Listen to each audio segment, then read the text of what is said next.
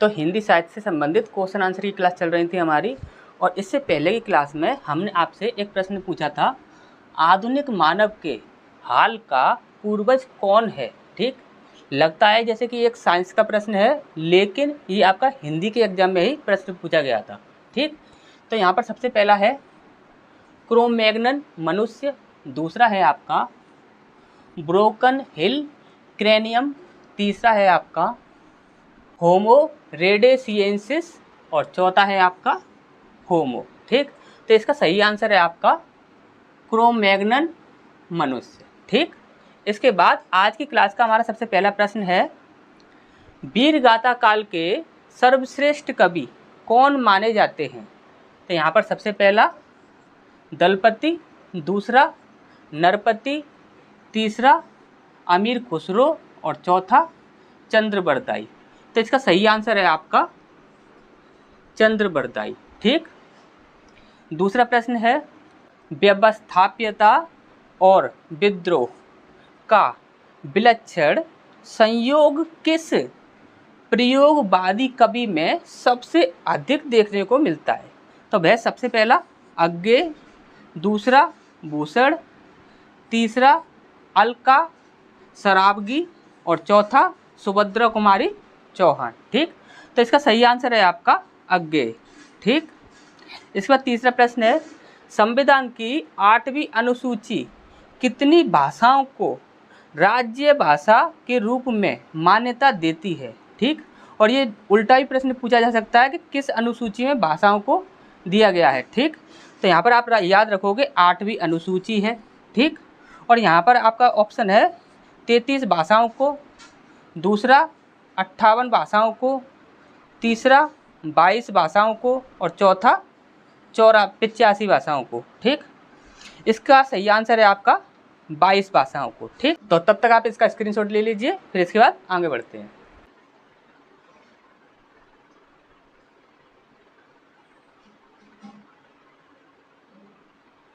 इसके बाद नेक्स्ट प्रश्न है हमारा यहाँ पर चौथा। यहाँ पर बोला गया है, संविधान के किस अनुच्छेद के अनुसार हिंदी भारत की राजभाषा है। तो सबसे पहला है आपका अनुच्छेद 343(1), दूसरा है आपका अनुच्छेद 343(2), तीसरा है आपका अनुच्छेद 343(3), और चौथा है आपका अनुच्छेद 343(4).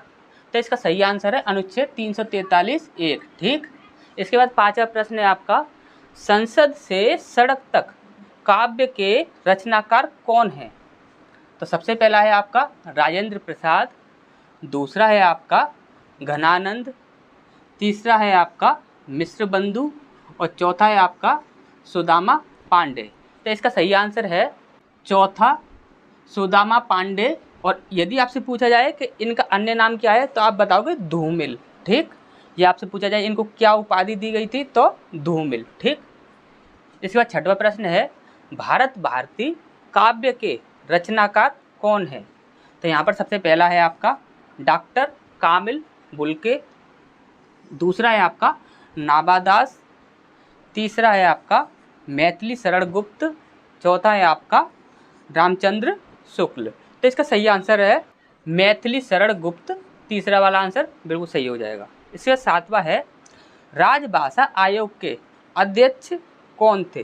ठीक, तो सबसे पहला डॉक्टर राजेंद्र प्रसाद, दूसरा किशोरी लाल, तीसरा बीजी कुमार, और चौथा बीजी खेर। ठीक, तो यहाँ बीजी कुमार और बीजी खेर इसमें से ही एक आंसर होना है, लेकिन यहाँ पर सही नाम जो है, सही नाम क्या है, तो वो है बीजी खेर। ठीक, बीजी कुमार ये सही नाम नहीं है, यहाँ पर सही नाम है बीजी खेर। जिसके बाद नेक्स्ट प्रश्न की ओर बढ़ते हैं। आठवां प्रश्न है, अंग्रेजी भाषा को भारत में शिक्षा के माध्यम से किसने आरंभ किया। ठीक, तो सबसे पहला साइमन, ठीक, दूसरा लॉर्ड मैकाले, तीसरा रॉबर्ट क्लाइव, और चौथा हॉवेल। ठीक, तो बहुतों को इसका आंसर पता भी होगा, तो इसका सही आंसर क्या रहेगा, लॉर्ड मैकाले। ठीक, तो तब तक आप इसका स्क्रीनशॉट ले लीजिए, फिर हम आगे बढ़ते हैं।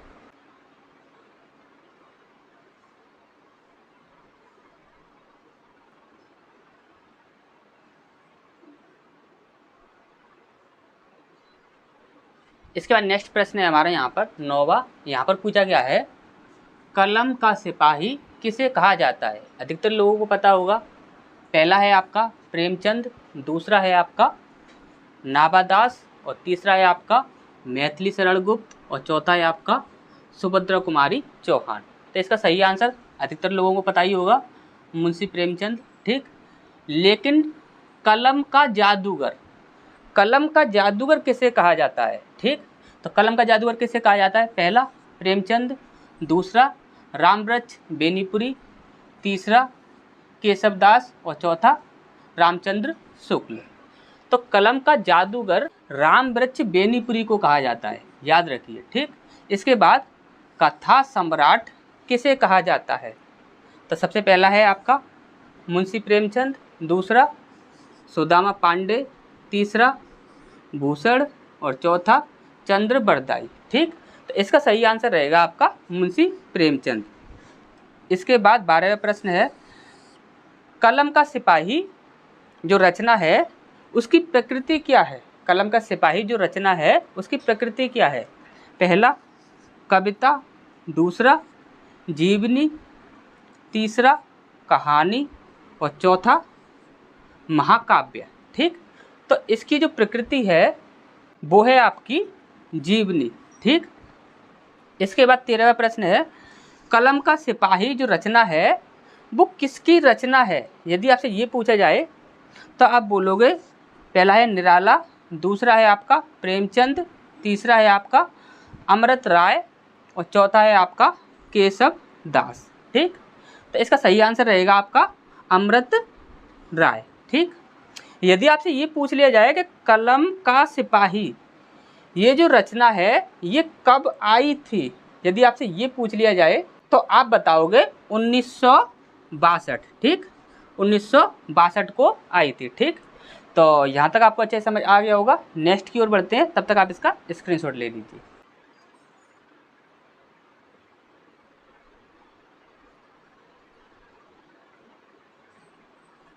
इसके बाद नेक्स्ट प्रश्न है हमारा यहाँ पर पूछा गया है संस्कृत से सर्वाधिक प्रभावित द्रविड़ भाषा कौन सी है। तो यहाँ पर सबसे पहला है आपका तमिल, दूसरा है आपका कन्नड़, तीसरा है आपका मलयालम और चौथा है आपका तेलुगु। तो इसका सही आंसर है तेलुगु। ठीक, इसके बाद 15वां सबसे पहले अपनी आत्मकथा हिंदी में किसने लिखी थी। ठीक, तो यहाँ पर सबसे पहला है आपका राजेंद्र प्रसाद, दूसरा है राकेश शर्मा, तीसरा है आपका मिश्र बंधु और चौथा है आपका रामधारी सिंह दिनकर। तो इसका सही आंसर है राजेंद्र प्रसाद। ठीक, राजेंद्र प्रसाद ने अपनी आत्मकथा हिंदी में सबसे पहले लिखी थी। ठीक, 16वां है हिंदी नवरत्न की उपाधि किसे मिली है। सबसे पहला निराला, दूसरा मिश्र बंधु, तीसरा सुदामा पांडे, चौथा महावीर प्रसाद द्विवेदी। ठीक, तो इसका सही आंसर है मिश्र बंधु। ठीक, इसके बाद 17वां है सर्वप्रथम भारतवर्ष का जिक्र। ध्यान से समझ लीजिए, सर्वप्रथम भारतवर्ष का जिक्र किस अभिलेख में मिलता है। सबसे पहला है आपका जूनागढ़ अभिलेख में, दूसरा गरुड़ स्तंभ अभिलेख में, या तीसरा भितरगांव अभिलेख में, या चौथा है हाथी गुफा अभिलेख में। तो इसका सही आंसर है हाथी गुफा अभिलेख में। ठीक, तो यहाँ तक आपको अच्छे समझ आ गया होगा। नेक्स्ट की ओर बढ़ते हैं, तब तक स्क्रीनशॉट ले लीजिए।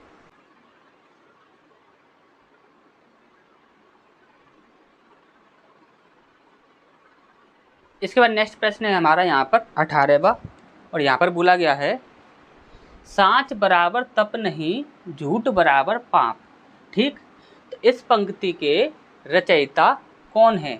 सबसे पहला कबीरदास, दूसरा तुलसीदास, तीसरा रहीमदास और चौथा है आपका माखनलाल चतुर्वेदी। तो इसका सही आंसर है आपका कबीरदास। ठीक, इसके बाद 19वां प्रश्न है सिद्धों की उद्धृत। देखिए यदि ये समझ ना आ रहा हो कैसे लिखा है तो ये देख लीजिए, ओ फिर दा, फिर ये आधा धा, फिर रा हलंत, ठीक। फिर इस प्रकार से ये लिखा हुआ है, ठीक, यदि समझ ना आ रहा हो तो, ठीक। तो रचनाओं की काव्य भाषा क्या थी? तो सबसे पहला है आपका संस्कृत, दूसरा है आपका देज भाषा मिश्रित अपभ्रंश, तीसरा उर्दू और चौथा प्राकृत, ठीक। तो इसका सही आंसर रहेगा आपका देश भाषा मिश्रित अपभ्रंश, ठीक, ये आपका सही आंसर हो जाएगा।